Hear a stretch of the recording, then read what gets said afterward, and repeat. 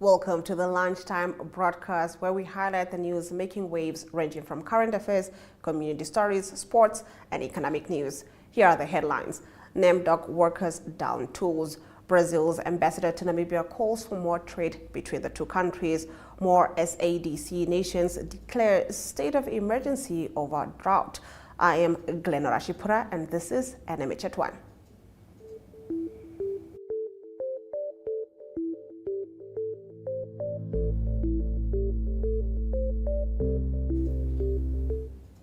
Getting into our midday news update, hundreds of workers from Namdock, Walvis Bay have downed tools today and walked to the office of the CEO, Alberto Scarico, to demand answers to issues including fixed-term contracts needing to be revised, lack of feedback on the housing project, and the fact that workers want a new committee to be elected, while concerns have also been raised in relation to job grading. The workers have emphasized that this is a labor matter and not a political one. When members of NEFF pitch up, the employees are seeking audience with the CEO, and a meeting will take place between Namdock management and the shop stewards at 3 p.m. The Namibian police is also on site to keep the situation calm, as the workers have decided to not go back to work but rather wait for the meeting at 3 p.m.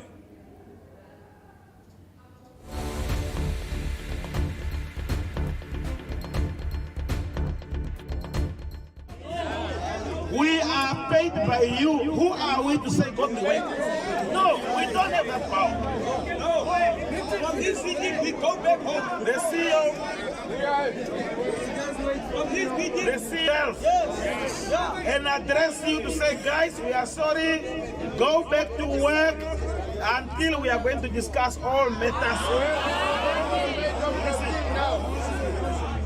We have been waiting for him from 8 o'clock till now. And was been patient. What we want is the CEO to come and address you. How is he going to address you is not our baby. Yes, he must just come.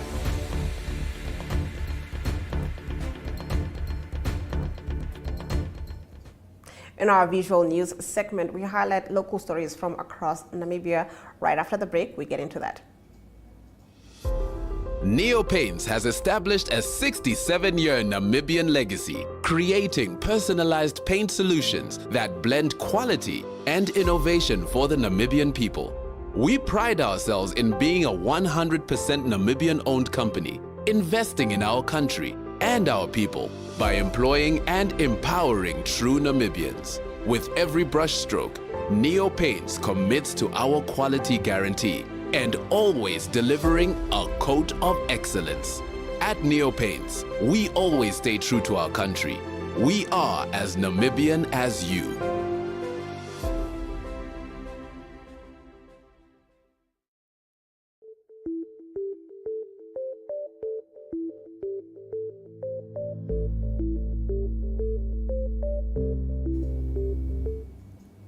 Brazil's ambassador to Namibia, Vivian Sammartin, has called for more trade between Namibia and the Southern American country, saying the two countries are neighbors separated only by the Atlantic Ocean. A delegation of Brazilian business people are in Namibia looking for trading opportunities. Let's take a look.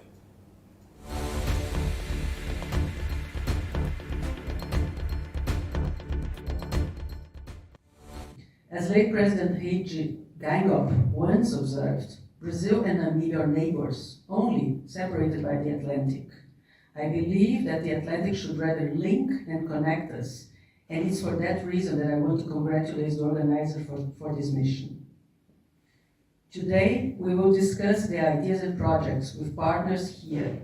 I wish to thank, in that regard, Minister Lipumbo for her presence here, which honors us, and for her engagement, which is a clear demonstration that the political will to increase our trade relations is there. Tomorrow, the mission will be in Walvis Bay to meet with non-port authorities. As Namibia wishes to promote Walvis Bay and its corridors system as a major entry port for the Southern Africa hinterland, and as a world-class logistic hub, raising awareness about its advantages among Brazilian business and political leaderships is essential. If we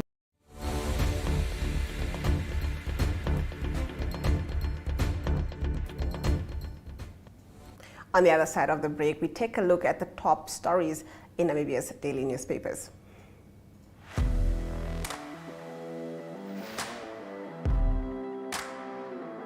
Hello and welcome to today's Sports Rep Show. I am your host, Jesse Jackson Kauraifa.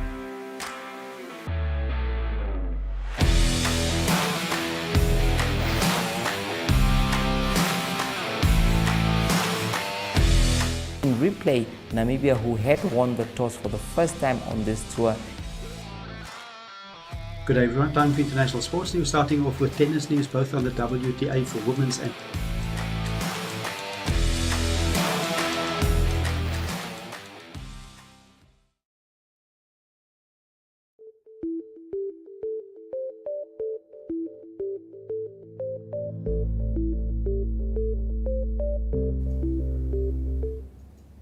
Let's take a look at inside today's daily newspapers, starting off with the Namibian Sun's front page. It informs that the financial records of a fund that deals with seized assets involved in suspected criminal activities are in an unfavorable condition. Auditor General Junius Kanjeke said this in an audit opinion tabled before Parliament last week for the financial year, which ended on the 31st of March 2023. The report is based on an income statement and balance sheet provided by Dr. Johannes Shimaneni, the accounting officer of the Criminal Assets Recovery Fund. The fund falls under the Justice Ministry. Kanjeke raised concerns with the fact that Executive Director Gladys Pickering answered his queries and not Shimaneni. Shimaneni was appointed in September 2021. Now, according to his initial submission, the fund's total assets stood at 61.65 million Namibian dollars for the financial year, up from 52.8 million Namibian dollars in the previous financial year. Moving over to page 3, at a fundraising event on Saturday, the Ondangwa Town Council raised close to 500,000 Namibian dollars for this year's Trade and Industrial Expo. Redforce Debt Management pledged 100,000 Namibian dollars, FNB Namibia Ondangwa branch 80,000 Namibian dollars, and Ondangwa Private Hospital 30,000 Namibian dollars. In a speech read on her behalf, Industrialization and Trade Minister Lucia Ipumbu said the government will continue to create a conducive environment for business, which will translate into the creation of employment opportunities. Now moving over to the Republicans' front page, it reports 3 Namibian agricultural unions have made an urgent appeal to President Nangolo Mbumba to declare the drought of 2024 a state of national disaster. Although farmers are grateful for rainfall received in certain parts of the country, increasing drought conditions require the review of previous drought policies and strategies, says the Namibia Agricultural Union, the Namibia National Farmers Union, and the Namibian Emerging Commercial Farmers Association. The 3 unions teamed up and their representatives paid a visit to the Minister of Agriculture, Water and Land Reform, Kalesh Leitwine, on Thursday to discuss proposals on the issue with him. Over to the Republicans, page 3. 2 Zambian citizens who allegedly assaulted a Namibian transgender person and were subsequently charged with attempted murder have since made 2 court appearances in the Walvis Bay Magistrates Court. The accused Shambombe Gift Shiamenze, 32, and Jonathan Kamfwa, who's 40, appeared before Magistrate John Sindano, and their bail applications were refused. The case was also adjourned until June 13th. The state prosecutor, Penowa Kashiukwa, opposed bail among other reasons because the alleged victim is in Windhoek. Kashiukwa also requested the court to adjourn the case as the investigation has not yet been concluded. Moving over to the Allgemeine Zeitung's front page, according to the Allgemeine Zeitung, the Ministry of Education, Arts and Culture said on Friday that the U.S. Embassy, through its Cultural Preservation Fund, was enthusiastically supporting the initiative for the historic building. However, the amount of money Americans will contribute is still unknown. Apart from the renovation, the Defiant building will then be converted into an arts and crafts center.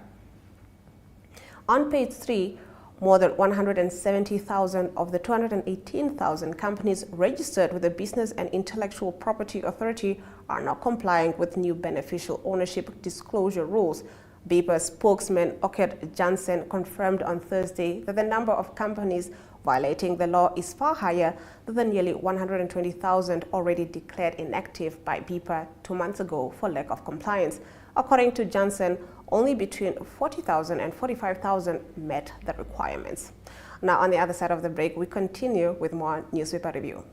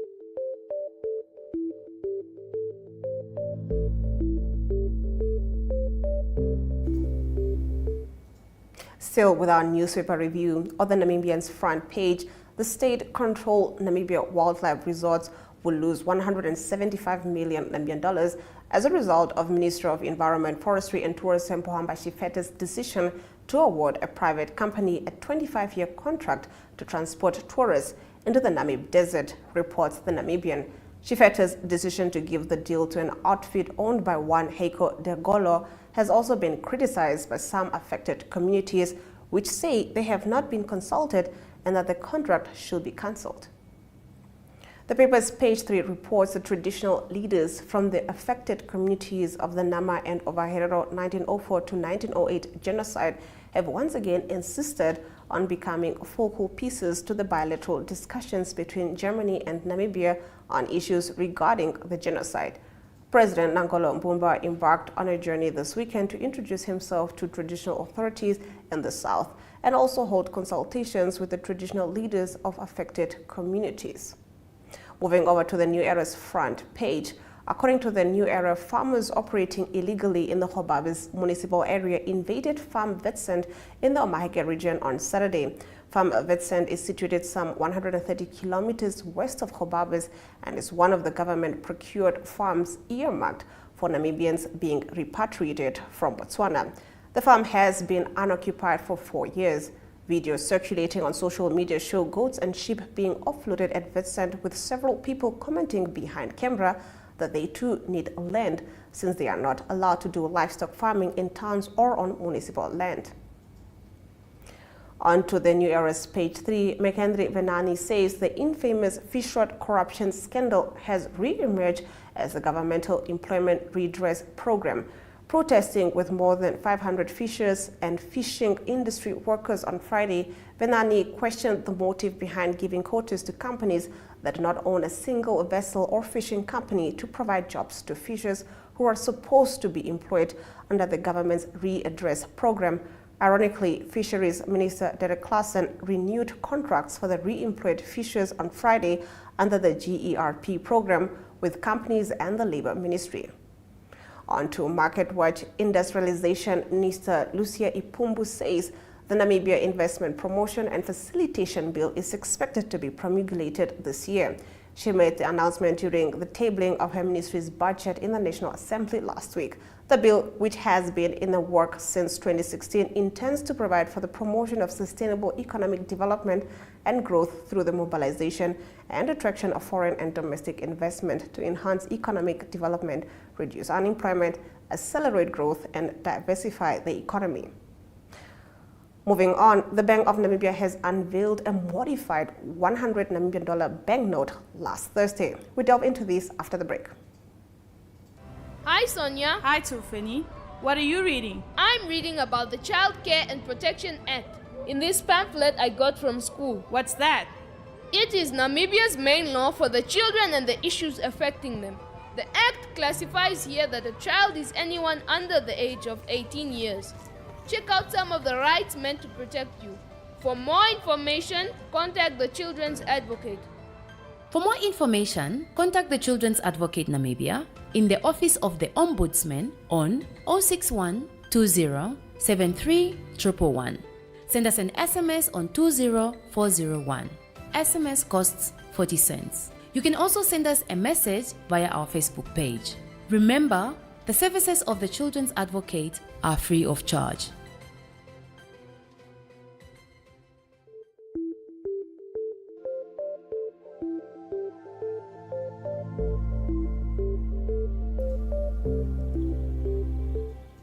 Getting into our economic news, Bank of Namibia Governor Johannes Gabagab unveiled a modified $100 million banknote last Thursday. The launch held in Lodores underscored the commitment of the central bank to fortify the integrity and security of Namibian currency. He explained the symbolic essence of the new banknote, highlighting its role in safeguarding national values and advancing a more inclusive and prosperous future. The modified note bears the signature of the incumbent governor, aligning with international best practices to enhance security measures. Banknotes should bear the signature of the sitting governor as a level 1 security feature and as a public recognition feature when they are replenished or when a new series is issued.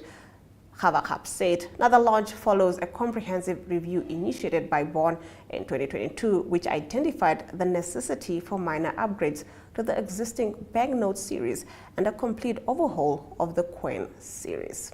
Let's now take a look at the financial indicators.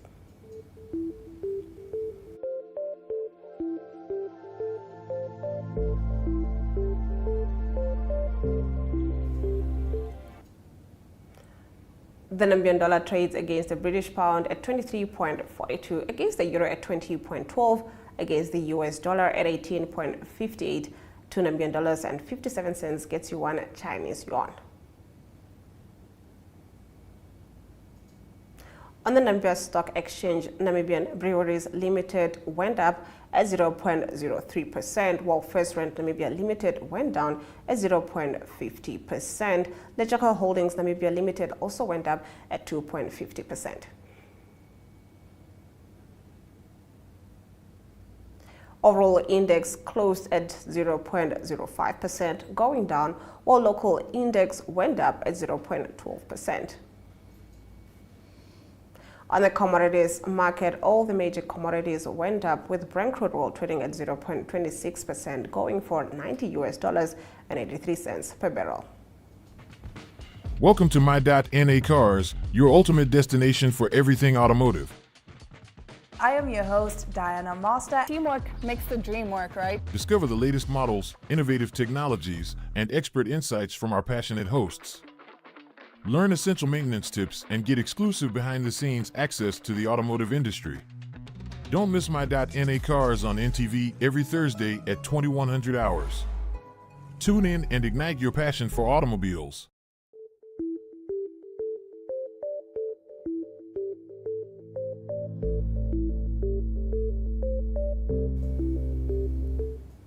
Getting into our news from across the continent, more than 90 people were killed off Mozambique's northern coast on Sunday when the makeshift ferry they were traveling in sank, according to local media. The boat was carrying 130 people, including many children, who were attempting to make the crossing to Mozambique Island from Lunga in Nampula province. Local online media TV Dario Nampula reported that some of those on board had been traveling to attend a fair on the island, while others were fleeing a cholera outbreak. Nampula's Secretary of State, Jaime Neteo, was reported as saying that misinformation about an alleged cholera outbreak caused people to panic and board the boat. Because the boat was overcrowded and unsuited to carry passengers, it ended up sinking, said Neteo. While rescue efforts continued on Monday, only 5 people of the 130 on board have so far been rescued, according to officials. Alongside neighboring countries, Zimbabwe and Malawi, Mozambique has in recent months been affected by a deadly cholera outbreak that authorities are battling to contain. Since October 2023, Mozambique has reported 13,700 confirmed cases and 30 deaths. In our next story, schools have been closed in parts of South Africa's Western Cape province, including Cape Town, due to a severe destructive storm that wreaked havoc in the province at the weekend. The closure affects schools in the Cape Winelands and Overberg education districts, as well as the Helderberg Basin area, education authorities said on Sunday. We have not taken the decision to close these schools lightly. We have done so out of an abundance of caution to protect our learners and school staff. Now, on the other side of this short break, we get into our international news. Hi, Kambaripa. Hi, Melissa. You look upset. Is everything okay? A healthcare worker refused to attend to me because I visited the healthcare facility without a guardian. Healthcare workers are not allowed to do that. This sounds like a job for your shield of survival. Huh? Your rights, they're your superpowers. Your shield of survival is your right to life, health, nutrition, shelter, and an adequate standard of living. For more information, contact the Children's Advocate Namibia in the Office of the Ombudsman on 061 20 73 111. Send us an SMS on 20401.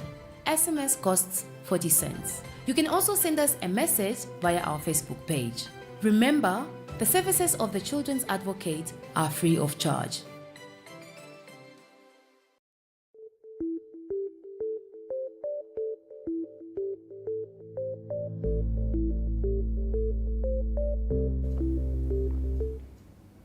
Nicaragua asked the International Court of Justice on Monday to order Berlin to halt military arms exports to Israel and reverse its decision to stop funding UN Palestinian Refugee Agency UNRWA, saying there is a serious risk of genocide in Gaza.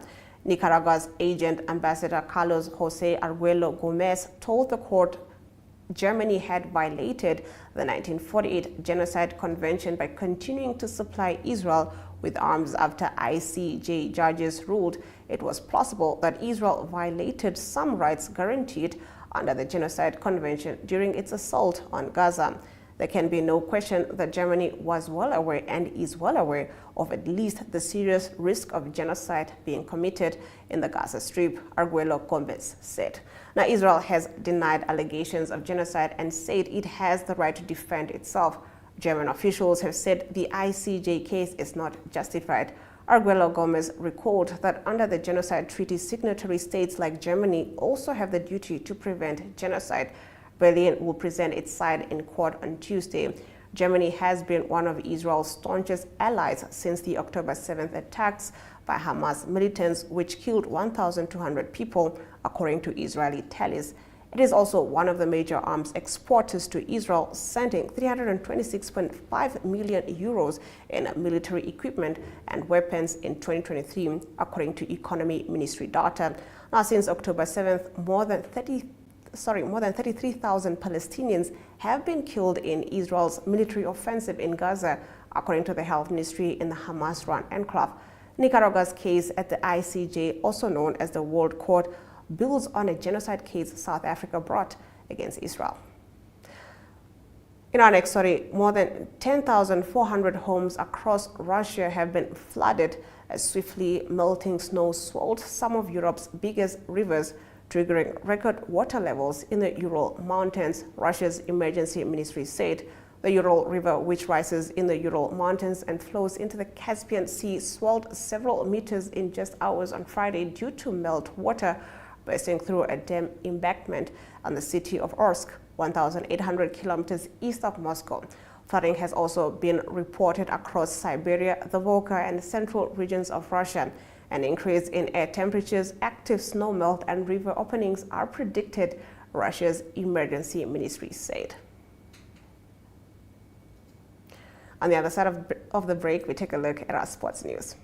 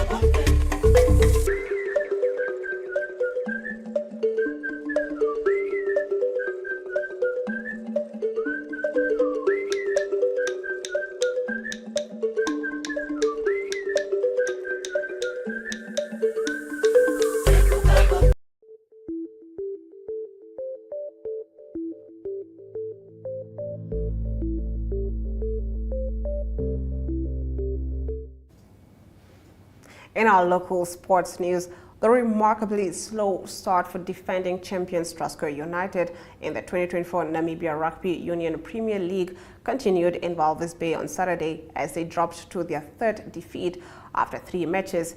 FNB Kudus ran out 17-8 winners, halftime 9-3, in a result which did not earn coach Robbie Dixon Windhoek's side any luck points. For Kudus, 1 try by number 8 Joshua Jacobs and 4 penalties by fly half Aurelio Plato were enough to seal the deal. The 2024 Nedbank Rock and Rat Cross Country Mountain Biking Series got underway on Saturday with Event 0 held at the IJG Trials in Kleine Cooper. The elite and under-23 men completed 7 laps of the 4.96-kilometer course, which brought their race distance to 34.7 kilometers. Professional rider and 2022 Commonwealth Games medalist Alex Miller unsurprisingly won the race, with the emerging talent Kevin Lau impressing with a second-place finish, keeping the time gap to just 90 seconds. Despite facing almost certain relegation throughout this Debmarine Namibia Premier Football League season, Live Fighters FC has vowed to continue fighting for points in their remaining fixtures. On Saturday, the Oshorango team gave themselves a chance at surviving following their 1-0 win over Young Brazilians FC. Now, the club had a rough start to the 2023-2024 season, but have managed to pick themselves up in their recent encounters. Let's now take a look at our international sports news.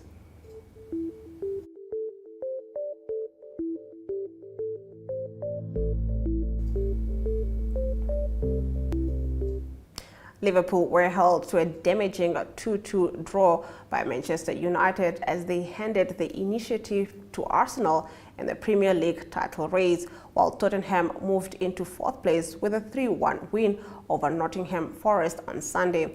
Jurgen Klopp's side would have gone top with a victory against their bitter rivals at Old Trafford, but despite taking the lead through Luis Diaz's 23rd minute strike, Liverpool couldn't deliver the knockout blow. Klopp's team, who are 1 point ahead of 3rd place Manchester City, have 7 games left to overhaul Arsenal as they chase a record-equaling 20th English title. The Vodacom Bulls and Hollywood Bets Sharks provided a ray of light in an indifferent weekend for South Africa's 5 teams in the Investec Champions Cup and EPCR Challenge Cup playoffs as they recorded invaluable victories to advance to the quarterfinals next week. The Vodacom Bulls, who thumped Lyon 59-19 in Pretoria, will face the Northampton Saints in England next Saturday in their top 8 fixture in the Investec Champions Cup, while the Hollywood Bets Sharks, who registered a resounding 47-3 win against Zebra Parma in Durban, will meet Edinburgh in Durban in their EPCR Challenge Cup quarterfinal. Now, after this short break, we'll be taking a look at our highlights.